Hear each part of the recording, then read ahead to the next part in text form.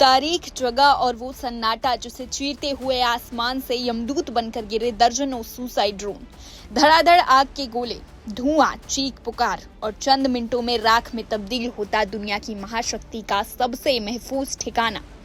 दावा है कि कुवैत के रेगिस्तान में बने अमेरिकी एयरबेस पर वो हुआ जिसकी कल्पना पेंटागन ने अपने बुरे से बुरे सपने में भी नहीं की थी।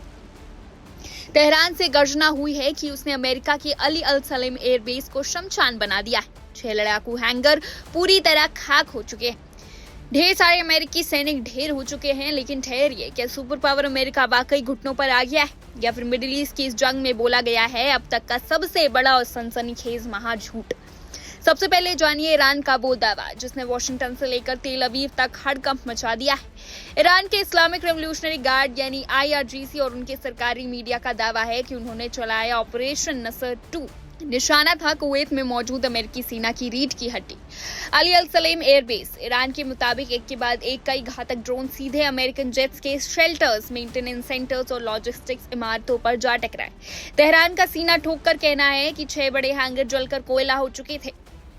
अमेरिकी सैनिकों की लाशें बिछ गई है, उनका कमांड सेंटर ध्वस्त हो चुका है। इतना ही नहीं, ईरान ने पूरे मिडिल ईस्ट को खुली चेतावनी दी है कि अगर किसी भी खाड़ी देश ने अपनी जमीन पर अमेरिकी शैतानों को जगह दी तो अगला नंबर उसका होगा। यानी सीधी सादी भाषा में धमकी, या तो अमेरिका का साथ छोड़ो या फिर ईरान के बारूद को झेलने के लिए तैयार रहो। अब सवाल उठता है कि ईरान ने इसी ठिकाने को क्यों चुना? ऐसा क्या है इस अली अल सलेम एयरबेस में? समझिए, ये कोई मामूली मिलिट्री कैंप नहीं है। ये खाड़ी क्षेत्र में अमेरिकी वायुसेना का मास्टरमाइंड सेंटर है। यहाँ से अमेरिका पूरे मिडिल ईस्ट पर अपनी पैनी नजर रखता है। यही वो अड्डा है जहाँ से अमेरिकी लड़ाकू विमान उड़ान भरते हैं, जहाँ सर्विलांस ड्रोन्स का कंट्रोल रूम है और जहाँ से अरबों डॉलर के हथियार ऑपरेट होते हैं।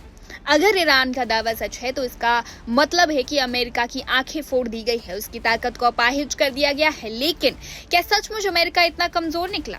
अब कहानी में आता है सबसे बड़ा ट्विस्ट। जैसे ही ईरान ने तबाही का ढिंडोरा पीटा, पूरी दुनिया की खुफिया एजेंसियां, सैटेलाइट ट्रैकर्स और अंतर्राष्ट्रीय पत्रकार एक्टिव हो गए। लेकिन जब पेंटागन और अमेरिका की सेंट्रल कमांड यानी कि सेंटकॉम से जवाब आया तो कहानी का रुख ही पलट गया। अमेरिका ने ईरान के इस दावे को सिरे से खारिज कर दिया। अमेरिकी रक्षा अधिकारियों का कहना है कि उनके बेहद अत्याधुनिक एयर डिफेंस सिस्टम ने ईरान के ड्रोनों को हवा में ही चीथड़े कर दिया। कुवैत सरकार ने भी किसी बड़े नुकसान या भारी तबाही की बात से साफ इनकार कर दिया है। ईरान समर्थक सोशल मीडिया हैंडल्स जिन तस्वीरों को शेयर करके कह रहे थे देखो अमेरिका की बर्बादी, जब एक्सपर्ट्स ने उन तस्वीरों को पोस्टमार्टम किया तो वो दावे हवाई साबित हुए। किसी भी निष्पक्ष अंतर्राष्ट्रीय एजेंसी ने 6 हैंगर नष्ट होने की पुष्टि नहीं की। तो फिर सच क्या है? असल में 21वीं सदी में युद्ध सिर्फ तोपों और मिसाइलों से नहीं लड़ा जाता, असली युद्ध लड़ा जाता है लोगों के दिमाग से। इसे कहते हैं इन्फॉर्मेशन वॉर। ईरान जानता है कि अगर वो अपनी जनता और अपने समर्थकों को ये यकीन दिला दे कि उसने अमेरिका के ठिकानों को तबाह कर दिया तो उनका मनोबल आसमान छुएगा।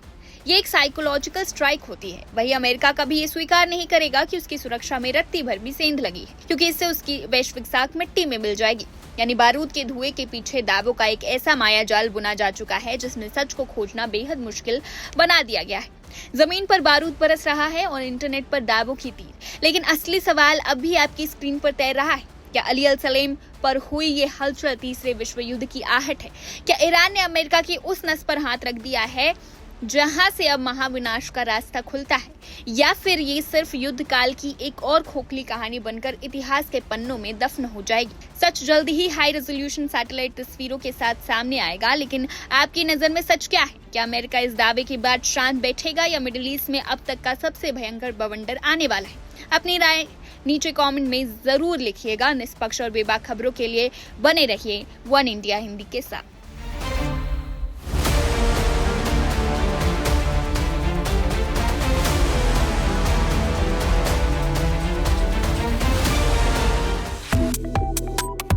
Subscribe to One India and never miss an update. Download the One India app now.